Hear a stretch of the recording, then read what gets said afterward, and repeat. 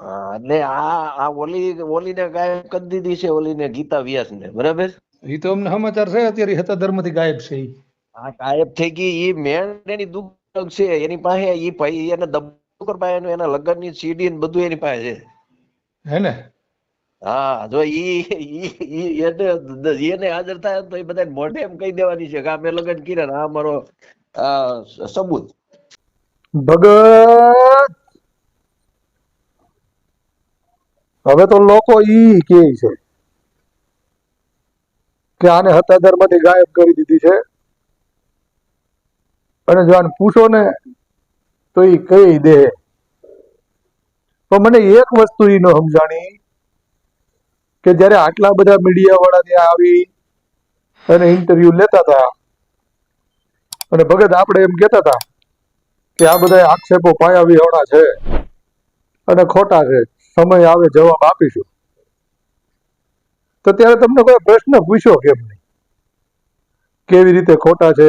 આ જે કઈ આક્ષેપો થયા છે, આ જે ગણિકાની હું વાત કરું છું એના વિશે જે આક્ષેપો થયા છે, તો એના વિશે ભગત તમે શું કહેવા માંગો છો? આવો કોઈ પ્રશ્ન જ ન પૂછ્યો. ક્યારેક ક્યારેક તો અમને એ શંકા છે કે હાસીના ન્યૂઝ વાળા ને પ્રેસ વાળા છે એ હકીકત બતાવી રહ્યા છે કે પછી એમાંય કઈક. એટલે અમારો પ્રશ્ન ઈ જ છે, અને જો આપણા જે કઈ આક્ષેપો તમે કયો છો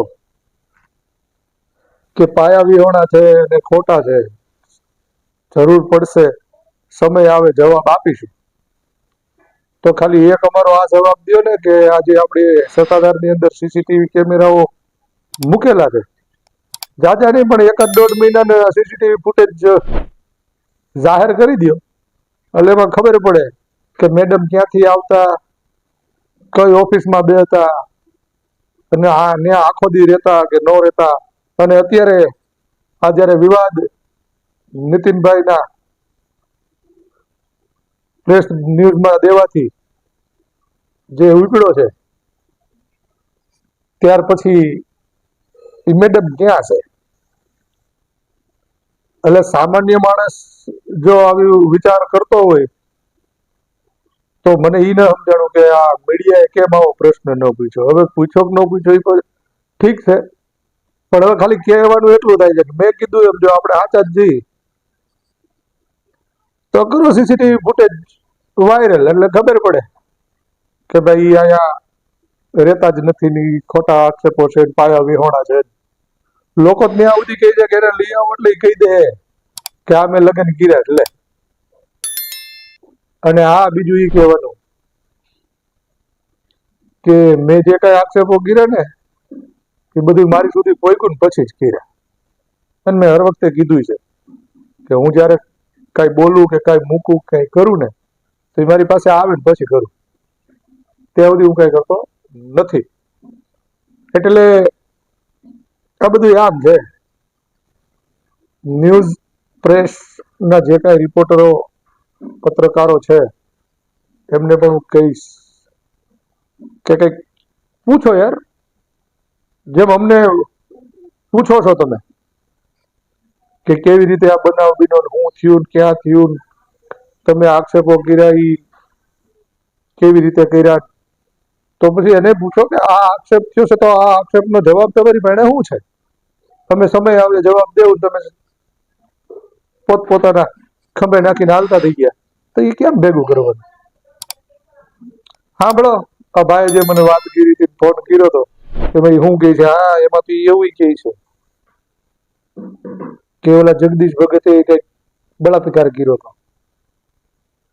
સાંભળો. અને બીજું સાથી મિત્રો, જે તમે આવેદન પત્રો આપ્યા છે ને તપાસ કરવાની માંગો કરી છે, અમુક નેતાઓએ તો ગૃહમંત્રીને ઠેઠ દિલ્હી પત્રો લખીને એવું કીધું છે કે આમાં સીબીઆઈ બેહાડો, એટલે મને એ નથી ખબર પડતી કે તમે ભગતની ફેવરમાં આ બધી તપાસ કરાવો છો કે માથેરીને ભગતનું ગોઠવવા ઉભા થયા છો. સીબીઆઈ તપાસ કરાવો, પછી આ મેં કીધું એમ બધું જાહેર થાય, સીસીટીવી ફૂટેજોની અંદર બધા આવે, એટલે રેવા દો. ઠીક છે, હવે તમને યોગ્ય લાગ્યું કેમ તમે મોટા નેતાઓ છો, તમને સારું લાગે એવું તમે કહી શકો તો કરી શકો. સાંભળો, હા અમને કાલ ફોન આવ્યો હતો, આપણી પણ જે આવે એ મૂકી દઈશ. સાંભળો. હાલો. હાલો, વસંતભાઈ બોલો છો? હા. હા, એટલે આ ઓલીને ગાયબ કરી દીધી છે, ઓલીને ગીતા વ્યાસને, બરાબર? એ તો અમને સમાચાર છે અત્યારે હતા ધર્મથી ગાયબ છે ઈ.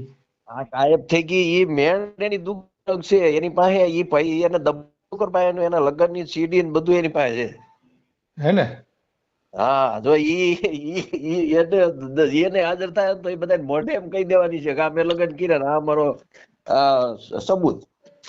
ઈ કહી દે, ઈ પછી માથાભારે આઈટમ છે ને એટલે અને બાપા. વસંતભાઈ આવો હળો તો આ પહેલી વખત નથી, કેટલા વખત ઓલા જગદીશરામ બાપુ હતા ને આની પેલા, હા. જગદીશરામ બાપુએ બળાત્કાર કર્યો હતો હતાધારની અંદર રૂમમાં. હા. ને એ તો પેપરમાં હોત આવ્યું હતું ને એ ભાગી ગયો તો કેટલા દિવસ ને પછી પરાણે લઈ આવો દવા પીને મરી ગયો. હા. આવા તો જૂના હડા ઘણાય છે, સમજ્યા? બરાબર. આ એક નથી. હા હા હા. આ ડીડી વણઝારા હું કાયમ તમારા વિડિયા જોઉં છું. બરાબર. આજે ઓલો વણઝારો આવે એમ નો હાલે ને. આ અત્યારે ઓલા પત્રકાર બોલે છે ને જગદીશ મહેતા, હા. ઈ બરાબર છે. ઈ એમ કે એને લઈએ ઓલીને કેમ નથી લઈ આવતા ઓલીને ગીતા વ્યાસને? ઈ એને તો અત્યારે ગાયબ કરી દીધી છે. અને મારો એક ગાયબ પ્રશ્ન ઈ જ છે કે તમે કરી અત્યારે એને આપી લાવે ને તો મારો આગળ પ્રશ્ન છે ને સાહેબ એવો છે, મારો પ્રશ્ન ખાલી એવો છે કે આ જે કાંઈ આક્ષેપો કર્યા ને વિજય ભગતે ન્યૂઝમાં આવીને એવું કીધું કે ભાઈ આ પાડ્યા વિહોણા અને ખોટા આક્ષેપો છે, અમે સમય આવે જવાબ આપશું. તો ખાલી અત્યારે છે ને સત્તાધારના 1-1.5 મહિનાના સીસીટીવી કેમેરા છે એ જાહેર કરી દો એટલે ખબર પડે ગીતા વ્યાસ ક્યારે આવતી, ક્યાં બેહતી, શું કરતી. હા, ઈ કે એમ જ થાય છે. ઈ આના હાથમાં દબાઈ ગયેલો છે, એની પાસે સીડી ને બધુંય છે, સમજ્યા? આ નીતિનભાઈ ચાવડા કહે છે ને, હા. સાચી જ વાત છે કે એની પાસે સીડી હોત છે, બધું એનું પાસે સબૂત છે. બરાબર છે. એટલે એને દાબ લીધે તો કેટલા પૈસા દેવા પડે, કેમ થાય, ગમે એમ આને ગાળ્યું દે, ગમે એમ કરે તો એ આનું કઈ હાલે એમ નથી. બરાબર છે. એના હાથમાં દબાઈ ગયેલો છે આવડો વિજય ભગત. હા. એને એટલે તો ગાયબ કરી દીધી. કદાચ ને એને પકડી લઈ આવે તો ઓલી તરત એમ કહી દે એમ છે કે આ બધું સબૂત છે ને સાચું છે, થોડું ખોટું છે. હા. એટલે ધોઈ ગઈ છે.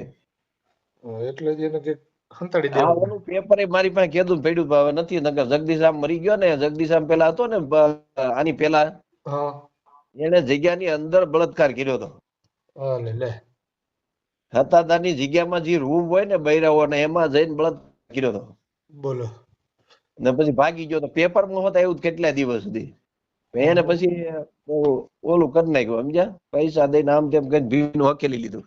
બરાબર છે. એ મરી ગયો. ક્યાં નકર ઈ ક્યાં કઈ રોગ હતો, કેવો હતો? ઈ કઈ મરી જાય એવો હતો? દવા પી ગયો.